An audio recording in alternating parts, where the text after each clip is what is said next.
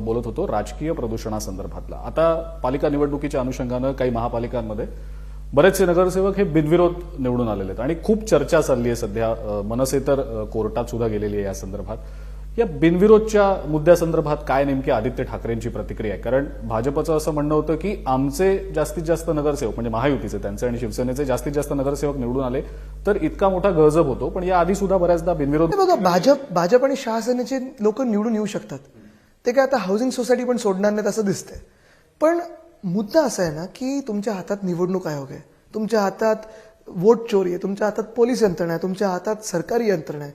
खोटं तरी लढायचं असेल तर दाखवा तरी लढत झाली. मुद्दा असा येतो की तुम्ही बिनविरोध ज्यांच्याकडून करून घेतलं ते पण जे लोक असतील, काही धमक्यांनी काही पैसे खाऊन असतील, ज्यांनी माघार घेतली, एवढे नालायक आणि निर्लज्ज लोक आपल्या राजकारणात खरोखर राहण्याच्या लायकीचे आहेत का? मला हाच प्रश्न त्यांना एकदा विचारायचा की तुम्ही तुमच्या आई वडिलांकडे किंवा परिवाराकडे किंवा मुलांकडे बघून उत्तर देऊ शकणार का की किती पैसे खाऊन तुम्ही बिनविरोध केली किंवा काय धमकी होती तुम्हाला बिनविरोध करण्याची, एवढे का घाबरलात तुम्ही? बरं, परवाकडे मी पाहिलं राहुल नार्वेकरांचा एक व्हिडिओ आलाय, ते दमदाटी करतात, ते हरिभाऊ राठोडांची सिक्युरिटी काढली. ते अध्यक्ष असतील ते नुसतं ते सदनात अध्यक्ष आहेत, बाहेर दादागिरी नाही करू शकत. आणि अध्यक्ष म्हणून पण ते नुसतं सरकारला सूचना देऊ शकतात की याची नोंद घ्या. पोलीस अधिकाऱ्याला फोन करून तुम्ही सांगता सिक्युरिटी काढा. आज महाराष्ट्रामध्ये ही परिस्थिती आली की गृहमंत्री स्वतः सीएम असताना दुसरा माणूस कोणतरी फोन करून सांगतो ह्याची सिक्युरिटी घ्या, काढा. उद्या त्यांना काही झालं तर जबाबदार राहुल नार्वेकर असतील.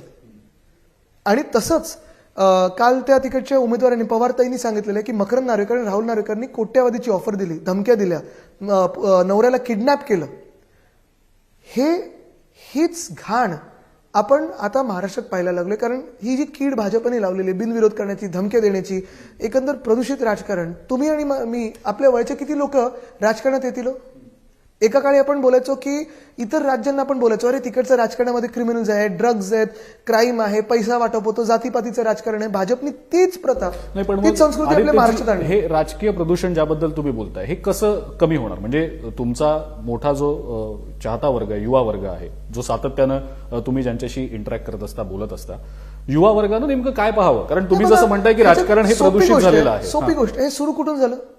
भाजप जी स्वतःला पार्टी विथ अ डिफरन्स बोलायची आणि एका काळची वाजपेयी साहेबांची भाजप, ज्यांनी सांगितलं होतं की पक्ष फोडायची गोष्ट असेल तर त्या सत्तेला मी चिमट्याने पण हात नाही लावणार. त्या भाजपकडून आत्ताचा भाजपचा प्रवास बघितला. आता महाराष्ट्राचे 5 भाजपचे नेते मला सांगा, सगळे 2019चे इम्पोर्ट आहेत, सगळेचे सगळे भ्रष्टाचाराच्या ह्याच्यात बरबटलेले लोक आहेत. आणि ते आम्हाला हिंदुत्व आणि भाजपची विचारधारा समजवत आहेत. बिचारे खरे जे भाजपचे लोक होते, मी परत सांगतो, प्रकाश मेहता असतील, राजपुरोहित असतील, विनोद तावडे असतील, पंकजाताई असतील, विद्याताई ठाकूर असतील, ह्या सगळ्या लोकांनी ज्यांनी भाजप त्यावेळी पसरवली, वाढवली, आमच्यासोबत त्यांनी आंदोलनं केली, हे सगळे मागे राहिलेत. भाजप आत्ता पुढे कोण नेते? हे जे भ्रष्ट नेते आहेत, ज्यांनी एका काळी RSSला घाणघाण शब्दांमध्ये त्यांचं वर्णन केलेलं आहे. काही लोकांनी हिंदुत्वावर बोलून झालेलं आहे, काही लोकांनी मोदी साहेबांना बोलून झालेलं आहे. हे सगळे तुम्ही भाजपचे नेते बनवलेत.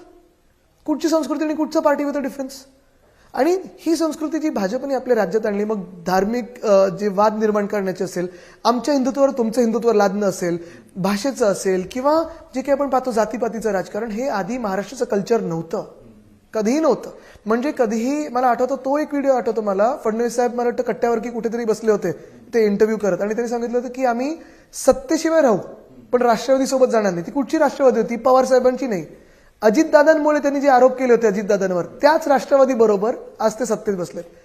पवार साहेबांसोबत बसले असते तर एका काळी तुम्ही बोलू शकले असतात की बघा ज्यांच्यावर आरोप केले ते दूर झालेत. पण हे भाजप बदलली कधी हेच कळेनासं झालं लोकांना.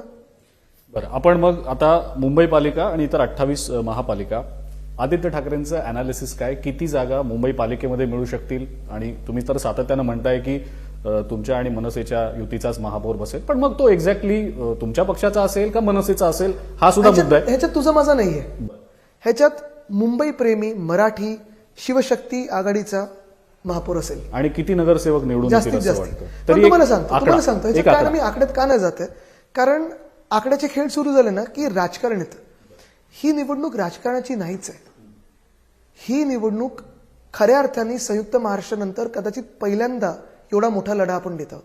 जर 2 भाऊ ज्यांनी 20 वर्षापूर्वी 2 वेगळे पक्ष चालवायला घेतले, हे एकत्र येऊ शकतात, जे काही त्यांचे वाद असतील, जे काही गैरसमज असतील, हे दूर करून येऊ शकतात.